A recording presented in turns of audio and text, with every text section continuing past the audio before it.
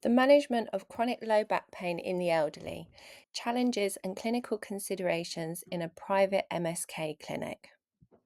By 2031, an estimated 22% of the UK population will be over 60 years old. Chronic pain is a significant issue in the ageing population, affecting between 38 and 62% of individuals over 65. As the ageing population grows, so does the prevalence of non communicable diseases, including musculoskeletal pain. Despite being poorly represented in the research, estimates suggest that 65 to 80% of older adults experience musculoskeletal pain, with 21 to 70% reporting low back pain and between 5 and 45% chronic low back pain. Low back pain also presents a significant economic burden, accounting for approximately 5% of all GP appointments. In 1998, the healthcare costs associated with low back pain in the UK were estimated at 1,632 million, with around 35% of care provided in the private sector. Despite its high prevalence, chronic low back pain remains undertreated in older adults, contributing to both the physical burden on patients' reliance on the healthcare system.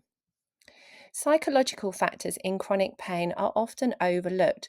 While depression, anxiety, poor sleep, and social conditions are seen as consequences of pain, they can also increase its likelihood. Chronic low back pain in aging adults is influenced by various risk factors. Identifying these is essential for improving management and supporting high risk individuals. Although not fully understood, aging itself is a risk factor, either as a direct cause of disability or due to common comorbidities.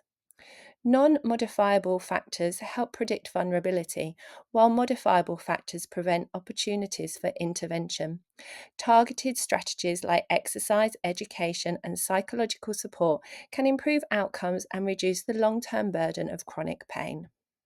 Elderly patients often face a mix of biological, psychological, and social factors that complicate chronic pain management.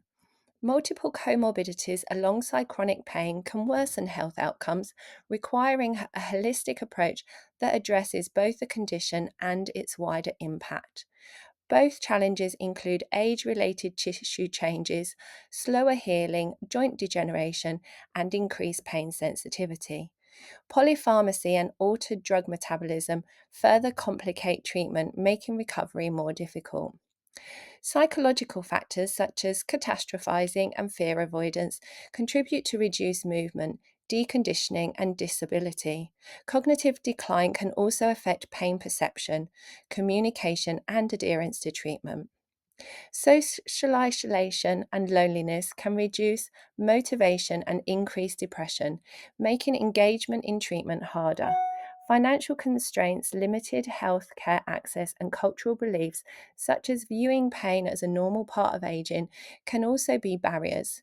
Caregivers may either support or unintentionally hinder recovery through overprotectiveness or lack of resources.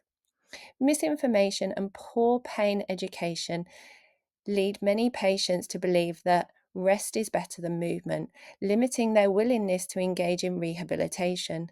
Additionally, long term rehab options are often unavailable after initial treatment.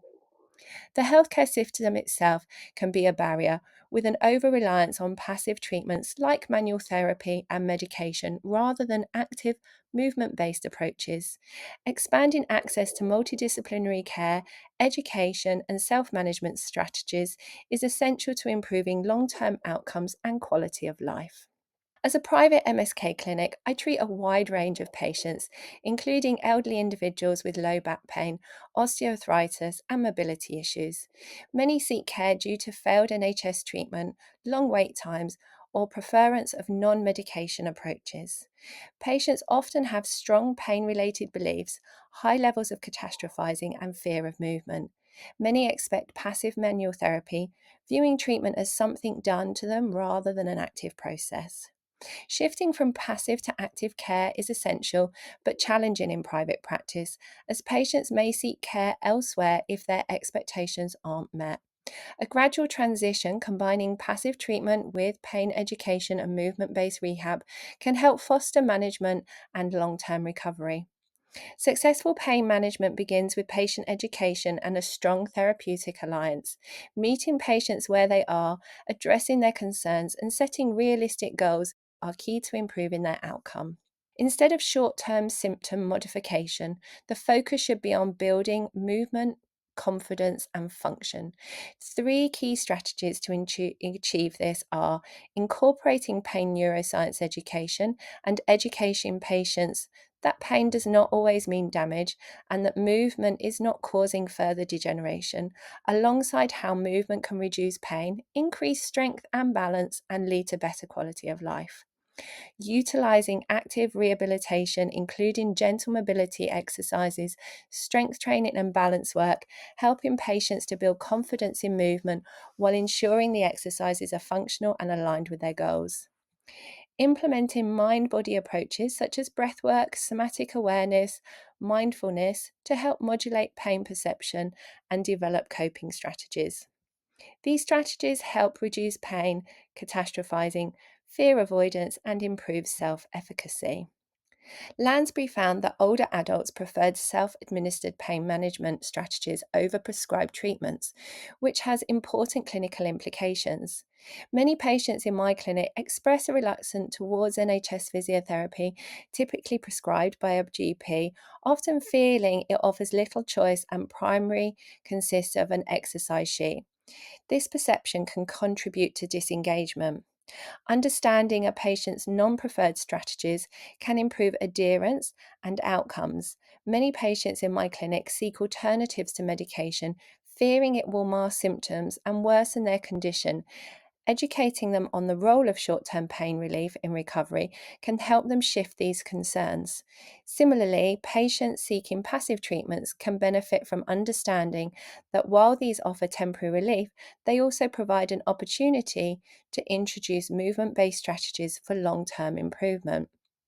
Motivational interviewing is a valuable tool in working with elderly patients with chronic pain. It helps address ambivalence, overcome fear of movement, and encourage active rehabilitation.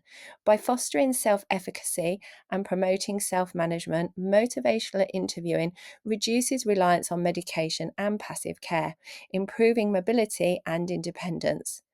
Implementing motivational interviewing in the clinic would help identify patient beliefs, preferred strategies, and barriers to effective pain management.